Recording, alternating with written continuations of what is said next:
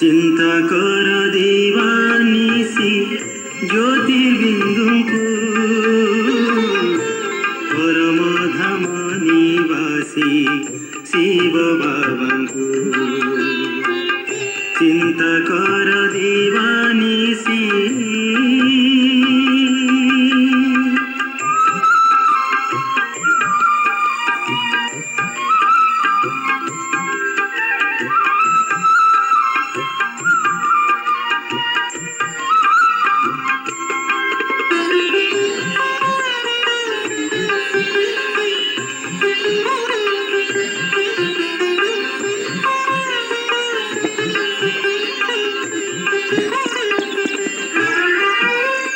दिव्य ज्योतिर्माया लिंग सुंदर शिवा अहर्निशि कर तंकु तू अनुभव।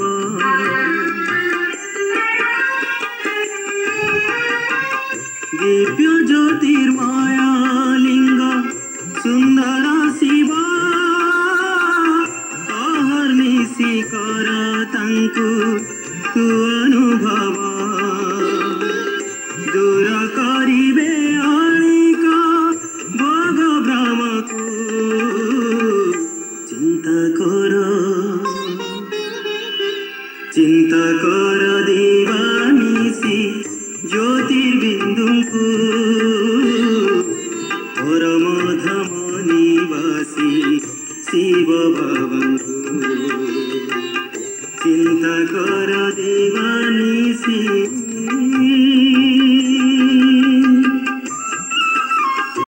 ओम शांति 8/6/24 महावाक्य। आज मिठा बाबा कहते मिठा संतान माने जोग द्वारा विकर्मर विनाश होइथाए, ट्रांस द्वारा नुहे। ट्रांस तो कणा पैसार खेल, सेथिपाई ट्रांस रे जीवार आशा रख नाही। बाबा कहले जोग द्वारा विकर्मर विनाश होइथाए, ट्रांस द्वारा नुहे। ट्रांस मान ध्यान द्वारा नुहे। ट्रांस तो कणा पैसार खेल, सेथिपाई ट्रांस रे जीवार आशा रख नाही। आजिर प्रश्न अछि, मायार भिन्न भिन्न रूपरू रक्षा पाइबा पाई बाबा सबु पिलामानंकु केउ सावधानी देउछंती? मायार भिन्न भिन्न रूपरू रक्षा पाइबा पाई बाबा सबु पिलामानंकु केउ सावधानी देउछंती? उत्तर, मिठे बच्चे ट्रांस रे जीवार आशा रख नाही। ज्ञान जोग सहित ट्रांस रे जीवार कौनसी संबंध नाही। एठारे मुख्य कथा हैला पाठ पढ़ा। केही केही ट्रांस रे जाई कहउछंती मो शरीर रे मम्मा आसुछंती, बाबा आसुछंती। ए सबु सूक्ष्म मायार संकल्प अटे। ए सबुथिरु बहुत सावधान रहिबाकु हेबो। माया अनेक पिलांक भितरे प्रवेश करी ओल्टा कार्य कराई देइथाए। सेथिपाई ट्रांस रो आशा रखिबा उचित नुहे। ओम शांति।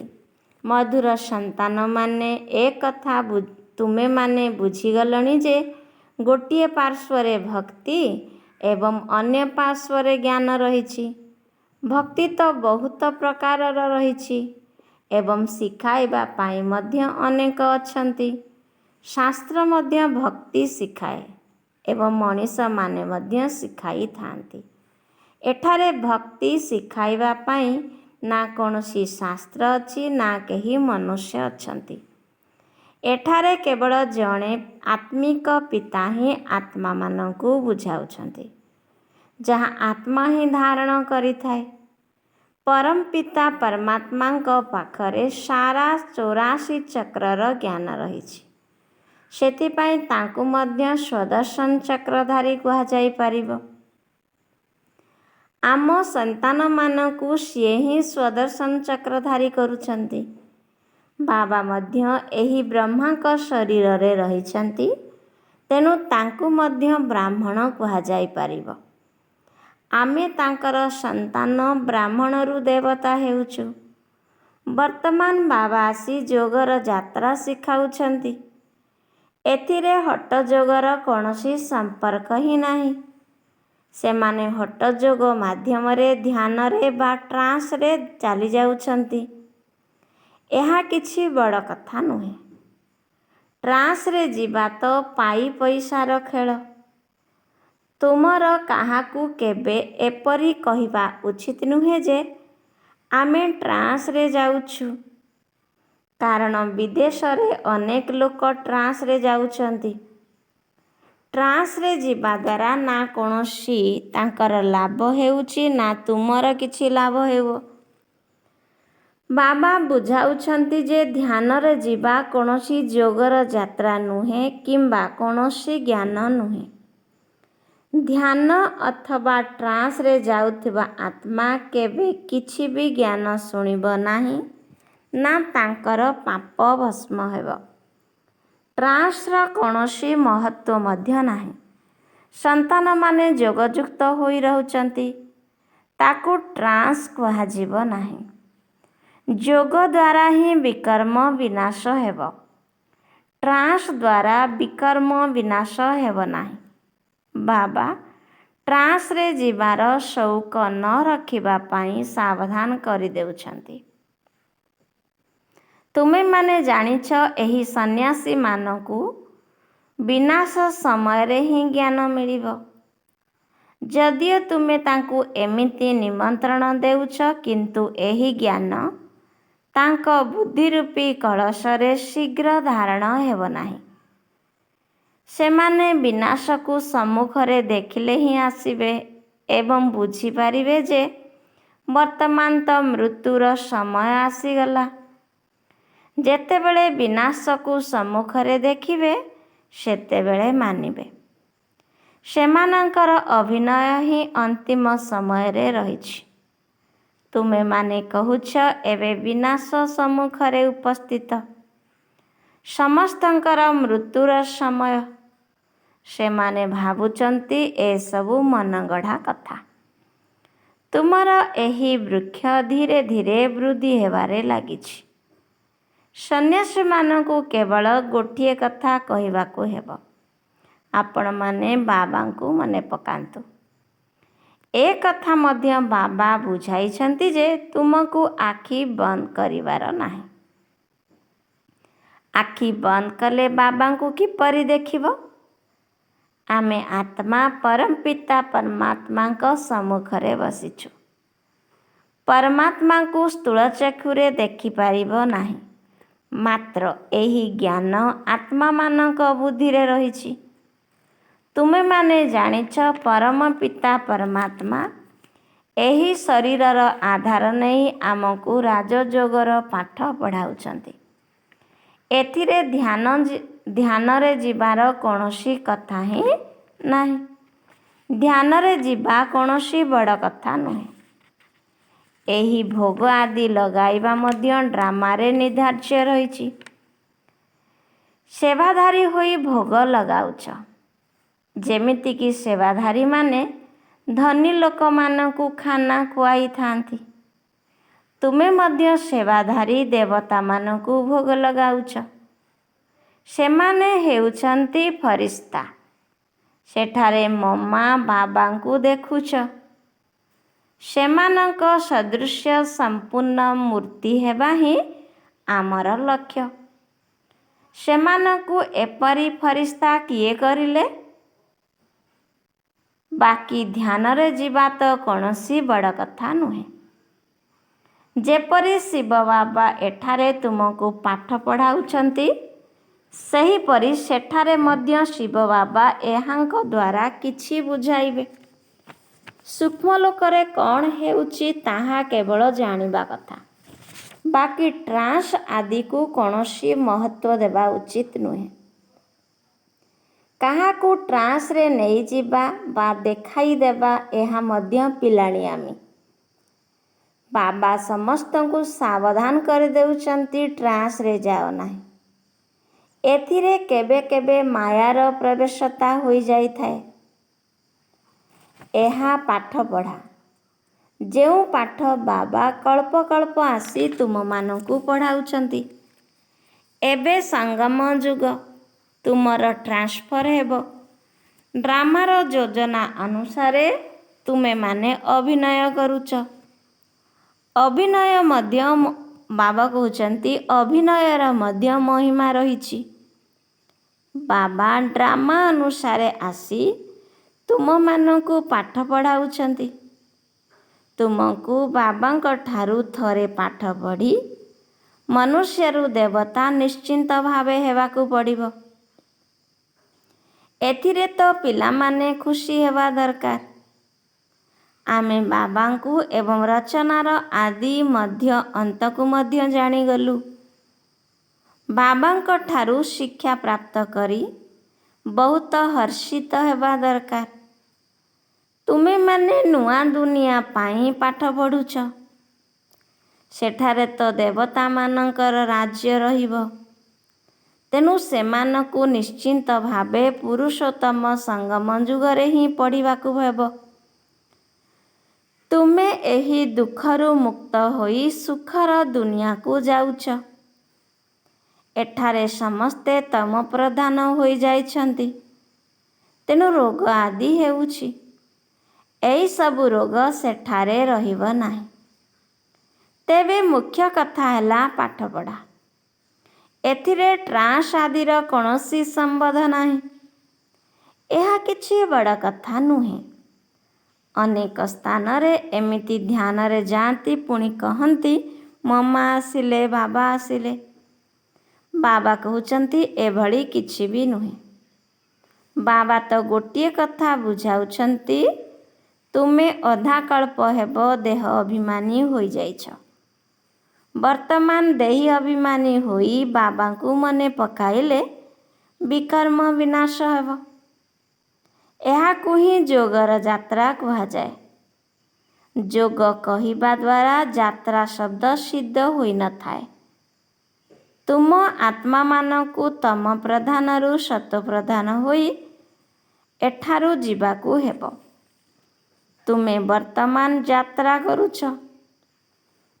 ସେମାନଙ୍କର ଯୋଗକୁ ଯାତ୍ରା କୁହାଯିବ ନାହିଁ। ହଠଯୋଗୀ ତ ଅନେକ ଅଛନ୍ତି। ତାହା ହେଉଛି ହଠଯୋଗ। ଏଠାରେ ତ କେବଳ ବାବାଙ୍କୁ ମନେ ପକାଇବାକୁ ହେବ। ବାବା କହୁଛନ୍ତି ମଧୁର ସନ୍ତାନଗଣ, ନିଜକୁ ଆତ୍ମା ନିଶ୍ଚୟ କର। ଆଉ କେହି କେବେ ହେଲେ ଏପରି ବୁଝାଇ ପାରିବେ ନାହିଁ। ଏହା ତ ହେଉଛି ପାଠପଢ଼ା। ବାବାଙ୍କର ସନ୍ତାନ ହୋଇ ବାବାଙ୍କ ଠାରୁ ପାଠ ପଢ଼ି ପୁଣି ଅନ୍ୟମାନଙ୍କୁ ପଢ଼ାଇବାକୁ ହେବ। ବାବା କହୁଛନ୍ତି ତୁମେମାନେ ମ୍ୟୁଜିୟମ ନିର୍ମାଣ କର। ତେବେ ସ୍ୱତଃପ୍ରବୃତ୍ତ ଭାବେ ତୁମ ପାଖକୁ ଆସିବେ। ଡାକିବାର ପରିଶ୍ରମ କରିବାକୁ ପଡ଼ିବ ନାହିଁ।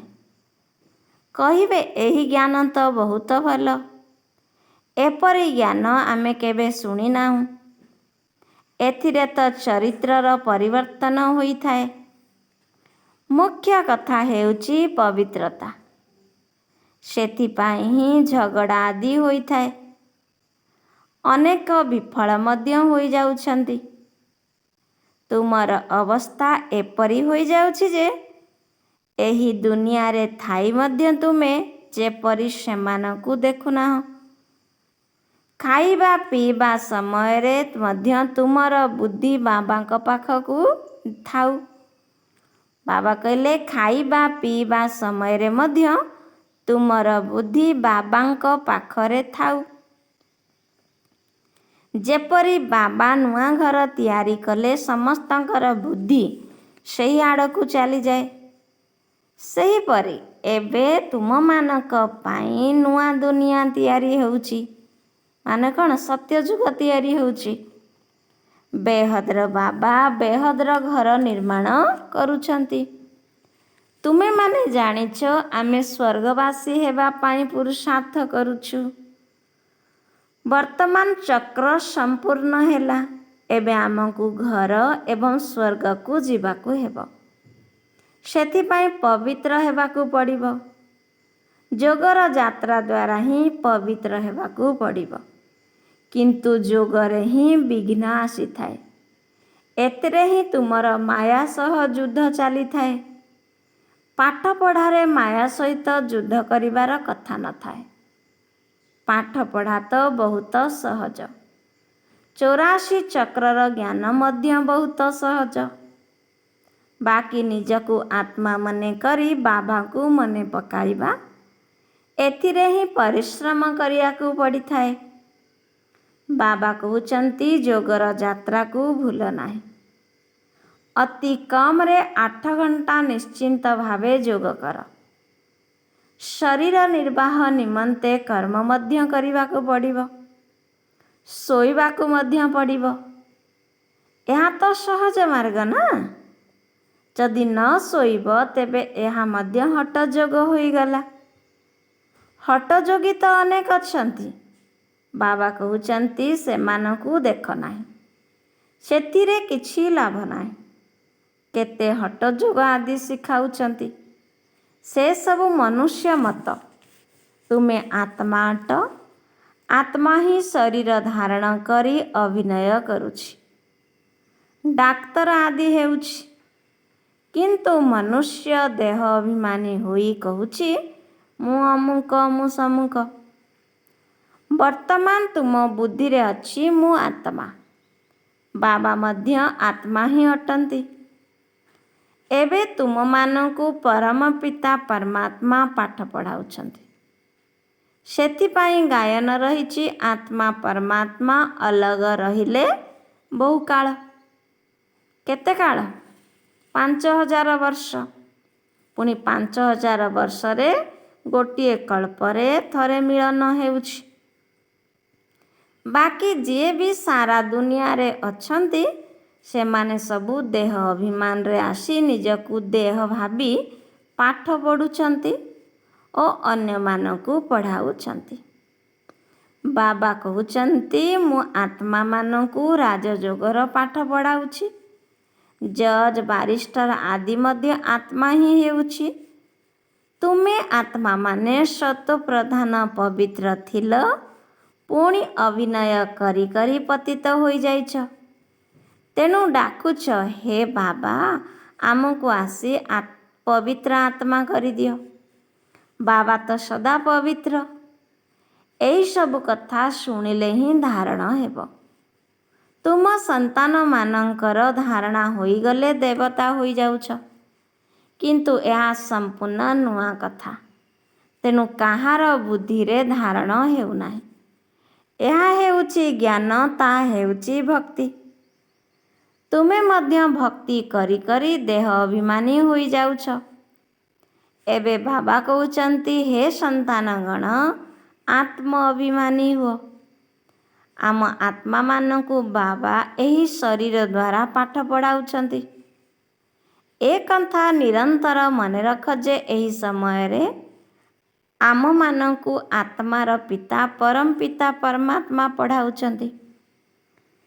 କେବଳ ସଙ୍ଗମ ଯୁଗ ବ୍ୟତୀତ ବାକି ସାରା ଡ୍ରାମାରେ କେବେ ବି ତାଙ୍କର ପାର୍ଟ ନାହିଁ।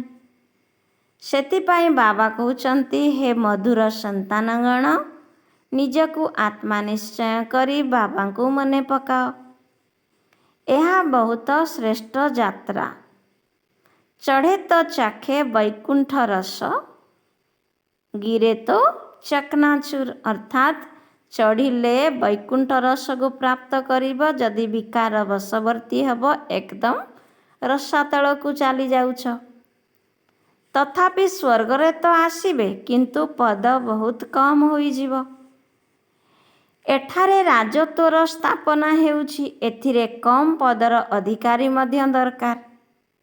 ସମସ୍ତେ କ'ଣ ଜ୍ଞାନକୁ ଧାରଣ କରୁଛନ୍ତି? ତେବେ ତ ବାବାଙ୍କର ବହୁତ ସନ୍ତାନ ଦରକାର। ଯଦିଓ ମିଳୁଛନ୍ତି ତାହା ମଧ୍ୟ ବହୁତ କମ୍ ସମୟ ପାଇଁ। ତୁମ ମାତାମାନଙ୍କର ବହୁତ ଗାୟନ ରହିଛି। ବନ୍ଦେ ମାତରମ୍ କହି ଗାୟନ କରୁଛନ୍ତି। ଜଗଦମ୍ବାଙ୍କର କେତେ ବିଶାଳ ମେଳା ହେଉଛି। କାରଣ ସିଏ ବହୁତ ସେବା କରିଛନ୍ତି। ଯିଏ ବହୁତ ସେବା କରନ୍ତି ସେ ବଡ଼ ରାଜା ହୋଇଥାନ୍ତି। ଦିଲୱାଡ଼ା ମନ୍ଦିରରେ ତୁମମାନଙ୍କର ହିଁ ସ୍ମୃତି ଚିହ୍ନ ରହିଛି। ତୁମ କନ୍ୟାମାନଙ୍କୁ ତ ସମୟ ବାହାର କରିବାକୁ ହେବ। ତୁମେ ଭୋଜନ ଆଦି ପ୍ରସ୍ତୁତ କରିବା ସମୟରେ ମଧ୍ୟ ବାବାଙ୍କ ସ୍ମୃତିରେ ରହି ବହୁତ ଶୁଦ୍ଧ ଭୋଜନ ତିଆରି କରିବା ଆବଶ୍ୟକ। ସେହି ଭୋଜନ ଯାହାକୁ ଖୁଆଇବ ତାଙ୍କର ହୃଦୟ ମଧ୍ୟ ଶୁଦ୍ଧ ହୋଇଯିବ। ଏପରି ବହୁତ ଅଳ୍ପ ଅଛନ୍ତି ଯାହାଙ୍କୁ ଏପରି ଶୁଦ୍ଧ ଭୋଜନ ପ୍ରାପ୍ତ ହୋଇଥାଏ।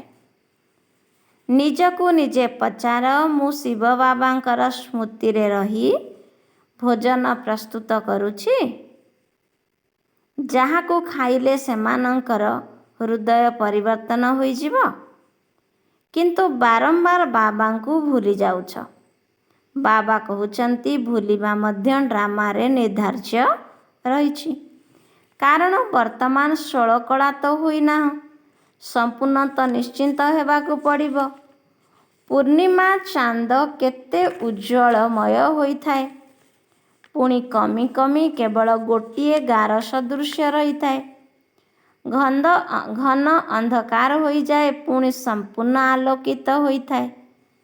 ସେହିପରି ଏହି ବିକାର ଇତ୍ୟାଦିକୁ ତ୍ୟାଗ କରି ବାବାଙ୍କ ସହିତ ଯୋଗ ଲଗାଇଲେ ତୁମର ଆତ୍ମା ସମ୍ପୂର୍ଣ୍ଣ ପବିତ୍ର ହୋଇଯିବ। ତୁମେ ମହାରାଜା ହେବା ପାଇଁ ଚାହୁଁଛ, କିନ୍ତୁ ସମସ୍ତେ ତ ହୋଇପାରିବେ ନାହିଁ। ସେଥିପାଇଁ ବହୁତ ପୁରୁଷାର୍ଥ କରିବାକୁ ହେବ। କେହି କେହି ତ କିଛି ବି ପୁରୁଷାର୍ଥ କରୁନାହାନ୍ତି। ସେଥିପାଇଁ ମହାରଥୀ, ଘୋଡ଼ାସବାର, ପଦାତିକ ବୋଲି କୁହାଯାଏ। ମହାରଥୀ ବହୁତ ଅଳ୍ପ ଥାଆନ୍ତି। ପ୍ରଜା ବା ସେନା ଯେତେ ସଂଖ୍ୟାରେ ଥାଆନ୍ତି, ମେଜର ବା କମାଣ୍ଡର ସେତିକି ନଥାନ୍ତି। ତୁମମାନଙ୍କ ଭିତରେ ମଧ୍ୟ କମାଣ୍ଡର, ମେଜର, କ୍ୟାପିଟେନ୍ ଆଦି ଅଛନ୍ତି। ପଦାତିକ ମଧ୍ୟ ଅଛନ୍ତି। ତୁମର ମଧ୍ୟ ଏହା ଆତ୍ମିକ ସୈନ୍ୟବାହିନୀ। ତେବେ ସବୁକିଛି ଯୋଗର ଯାତ୍ରା ଉପରେ ନିର୍ଭର କରୁଛି। ସେଥିରୁ ହିଁ ବଳ ମିଳିବ। ତୁମେ ହେଉଛ ଗୁପ୍ତ ଯୋଦ୍ଧା। ବାବାଙ୍କୁ ଯୋଗ କରିବା ଦ୍ୱାରା ବିକର୍ମର ଯେଉଁ ଆବର୍ଜନା ରହିଛି ତାହା ଭସ୍ମ ହୋଇଯିବ। ବାବା କହୁଛନ୍ତି କାମଧନ୍ଦା ଆଦି କର, କିନ୍ତୁ ବାବାଙ୍କୁ ମନେ ପକାଅ। ତୁମେମାନେ ହେଉଛ ଜନ୍ମ ଜନ୍ମାନ୍ତରର ପ୍ରେମିକା। ତୁମର ଜଣେ ମାତ୍ର ପ୍ରେମିକ ଅଛନ୍ତି। ବାବା ହେଲେ ପ୍ରେମିକ, ଆମେ ସମସ୍ତେ ଆତ୍ମାମାନେ ହେଲେ କ'ଣ? ପ୍ରେମିକା। ଏବେ ସେହି ପ୍ରେମିକ ମିଳିଛନ୍ତି, ତେଣୁ ତାଙ୍କୁ ହିଁ ମନେ ପକାଇବାକୁ ହେବ। ପୂର୍ବରୁ ମଧ୍ୟ ମନେ ପକାଉଥିଲୁ, କିନ୍ତୁ ବିକର୍ମ ବିନାଶ ହେଉନଥିଲା। ବାବା କହିଛନ୍ତି ଏଠାରେ ତୁମକୁ ତମ ପ୍ରଧାନରୁ ସତ୍ତ୍ୱ ପ୍ରଧାନ ହେବାକୁ ପଡ଼ିବ। ସତ୍ତ୍ୱ ପ୍ରଧାନ ତ ଆତ୍ମାକୁ ହିଁ ହେବାକୁ ପଡ଼ିବ। ଆତ୍ମା ହିଁ ମେହନତ କରୁଛି। ଏହି ଗୋଟିଏ ଜନ୍ମରେ ତୁମକୁ ଜନ୍ମ ଜନ୍ମାନ୍ତରର ମଇଳା ସଫା କରିବାକୁ ହେବ। ତ ବାବା କହୁଛନ୍ତି ତୁମେ ହେଉଛ ଗୁପ୍ତ ଯୋଦ୍ଧା। ବାବାଙ୍କୁ ଯୋଗ କରିବା ଦ୍ୱାରା ବିକର୍ମର ଯେଉଁ ଆବର୍ଜନା ରହିଛି ତାହା ଭସ୍ମ ହୋଇଯିବ। ବାବା କହୁଛନ୍ତି କାମଧନ୍ଦା ଆଦି କର, କିନ୍ତୁ ବାବାଙ୍କୁ ମନେ ପକାଅ। ତୁମେମାନେ ହେଉଛ ଜନ୍ମ ଜନ୍ମାନ୍ତରର ପ୍ରେମିକା। ତୁମର ଜଣେ ମାତ୍ର ପ୍ରେମିକ ଅଛନ୍ତି। ତ ବାବା କହୁଛନ୍ତି ଏହି ଗୋଟିଏ ଜନ୍ମରେ ତୁମକୁ ଜନ୍ମ ଜନ୍ମାନ୍ତରର ମଇଳା ସଫା କରିବାକୁ ହେବ। ଏହା ହେଉଛି ମୃତ୍ୟୁ ଲୋକର ଅନ୍ତିମ ଜନ୍ମ। ପୁଣି ଅମର ଲୋକକୁ ଯିବାକୁ ହେବ। ଆତ୍ମା ପବିତ୍ର ନ ହେଲେ ଯାଇପାରିବ ନାହିଁ। ସମସ୍ତେ ନିଜର ହିସାବ କିତାବ ଚୁକ୍ତ କରି ଯିବେ। ଯଦି ଦଣ୍ଡ ଭୋଗ କରି ଯିବେ ତେବେ ପଦ କମିଯିବ। ଯେଉଁମାନେ ଦଣ୍ଡ ପାଆନ୍ତି ନାହିଁ ସେହିମାନଙ୍କୁ ହିଁ କେବଳ ମାଳାର 8 ଦାନା ଅର୍ଥାତ୍ ଅଷ୍ଟରତ୍ନ କୁହାଯାଏ। ନବରତ୍ନର ମୁଦ୍ରିକା ମଧ୍ୟ ତିଆରି ହୁଏ। ତେବେ ଏପରି ଶ୍ରେଷ୍ଠ ହେବାକୁ ହେଲେ ବାବାଙ୍କୁ ମନେ ପକାଇବାର ବହୁତ ମେହନତ କରିବାକୁ ପଡ଼ିବ। ଆଚ୍ଛା, ମିଠା ମିଠା ଶିଖିଲ ଦେ ସନ୍ତାନମାନଙ୍କ ପ୍ରତି ମାତା ପିତା ବାପଦାଦାଙ୍କର ମଧୁର ସ୍ନେହଭରା ସ୍ମୃତି ଏବଂ ସୁପ୍ରଭାତ। ଆତ୍ମିକ ପିତାଙ୍କର ଆତ୍ମିକ ସନ୍ତାନମାନଙ୍କୁ ନମସ୍ତେ। ଆତ୍ମିକ ସନ୍ତାନମାନଙ୍କର ଆତ୍ମିକ ମାତା ପିତା ବାପ ଦାଦାଙ୍କୁ ମଧୁର ସ୍ନେହ ଭରା ସ୍ମୃତି ସୁପ୍ରଭାତ ଏବଂ ନମସ୍ତେ ନମସ୍ତେ ନମସ୍ତେ। ଧାରଣା ପାଇଁ ମୁଖ୍ୟ ସାରାଂଶ ପ୍ରଥମ ନମ୍ବର। ଏହି ସଙ୍ଗମ ଯୁଗରେ ନିଜକୁ ପରିବର୍ତ୍ତନ କରିବାକୁ ହେବ। ପାଠପଢ଼ା ଏବଂ ପବିତ୍ରତାର ଧାରଣା ଦ୍ୱାରା ନିଜର ଚରିତ୍ରକୁ ସୁଧାରିବାକୁ ହେବ। ଟ୍ରାନ୍ସ ଇତ୍ୟାଦିର ଆଶା ରଖିବା ଉଚିତ ନୁହେଁ। ସେକେଣ୍ଡ ପଏଣ୍ଟ, ଶରୀର ନିର୍ବାହ ଅର୍ଥେ କର୍ମ ମଧ୍ୟ କରିବାକୁ ହେବ। କିଛି ସମୟ ଶୋଇବାକୁ ମଧ୍ୟ ହେବ, କାରଣ ଏହା କୌଣସି ହଠଯୋଗ ନୁହେଁ। କିନ୍ତୁ ଯୋଗର ଯାତ୍ରା କେବେ ହେଲେ ଭୁଲିଯାଅ ନାହିଁ। ଯୋଗଯୁକ୍ତ ହୋଇ ଏପରି ଶୁଦ୍ଧ ଭୋଜନ ପ୍ରସ୍ତୁତ କର ଏବଂ ସମସ୍ତଙ୍କୁ ଖୁଆଅ, ଯାହାଦ୍ୱାରା ଭୋଜନ କରୁଥିବା ଆତ୍ମାମାନଙ୍କର ହୃଦୟ ଶୁଦ୍ଧ ହୋଇଯିବ। ବରଦାନ, ନିଜର ସୂକ୍ଷ୍ମ ଶକ୍ତି ଗୁଡ଼ିକ ଉପରେ ବିଜୟୀ ହେଉଥିବା ରାଜଋଷି ସ୍ୱରାଜ୍ୟ ଅଧିକାରୀ ଆତ୍ମା ହୁଅ। ବାବା କହୁଛନ୍ତି, କର୍ମ ଇନ୍ଦ୍ରିୟ ଜିତ୍ ହୋଇଯିବା ତ ସହଜ କଥା, କିନ୍ତୁ ନିଜର ମନ, ବୁଦ୍ଧି ଏବଂ ସଂସ୍କାର ରୂପୀ ସୂକ୍ଷ୍ମ ଶକ୍ତି ଗୁଡ଼ିକ ଉପରେ ବିଜୟୀ ହେବା ପାଇଁ ସୂକ୍ଷ୍ମ ଅଭ୍ୟାସ ଆବଶ୍ୟକ। ଯେଉଁ ସମୟରେ ଯେଉଁଭଳି ସଂକଳ୍ପ, ଯେଉଁଭଳି ସଂସ୍କାର ପ୍ରକଟ କରିବାକୁ ଚାହିଁବ, ସେହି ସଂକଳ୍ପ ଏବଂ ସେହି ସଂସ୍କାରକୁ ସହଜରେ ଆପଣାଇ ପାରୁଥିବ, ତେବେ କୁହାଯିବ ସୂକ୍ଷ୍ମ ଶକ୍ତି ଗୁଡ଼ିକ ଉପରେ ବିଜୟ ପ୍ରାପ୍ତ କରିବା ଅର୍ଥାତ୍ ରାଜଋଷି ସ୍ଥିତି। ଯଦି ସଂକଳ୍ପ ଶକ୍ତିକୁ ଆଦେଶ ଦେବ ଯେ ଏବେ ଏବେ ଏକାଗ୍ରଚିତ୍ତ ହୋଇଯାଅ, ତେବେ ରାଜାର ଆଦେଶକୁ ସେହି ସମୟରେ ସେହି ପ୍ରକାରରେ ପାଳନ କରିବା ହିଁ ହେଉଛି ରାଜ୍ୟ ଅଧିକାରର ଲକ୍ଷଣ। ଏହି ଅଭ୍ୟାସ ଦ୍ୱାରା ହିଁ ଅନ୍ତିମ ପରୀକ୍ଷାରେ ପାସ୍ ହୋଇପାରିବ। ସ୍ଲୋଗାନ ବାବା କହିଲେ, ସେବା ଦ୍ୱାରା ଯେଉଁ ସବୁ ଆଶୀର୍ବାଦ ମିଳିଥାଏ, ତାହା ହିଁ ହେଉଛି ବଡ଼ରୁ ବଡ଼ ପ୍ରାପ୍ତି। ସେବା ଦ୍ୱାରା ଯେଉଁ ସବୁ ଆଶୀର୍ବାଦ ମିଳିଥାଏ, ତାହା ହିଁ ହେଉଛି ବଡ଼ରୁ ବଡ଼ ପ୍ରାପ୍ତି। ଆଚ୍ଛା, ଓମ୍ ଶାନ୍ତି।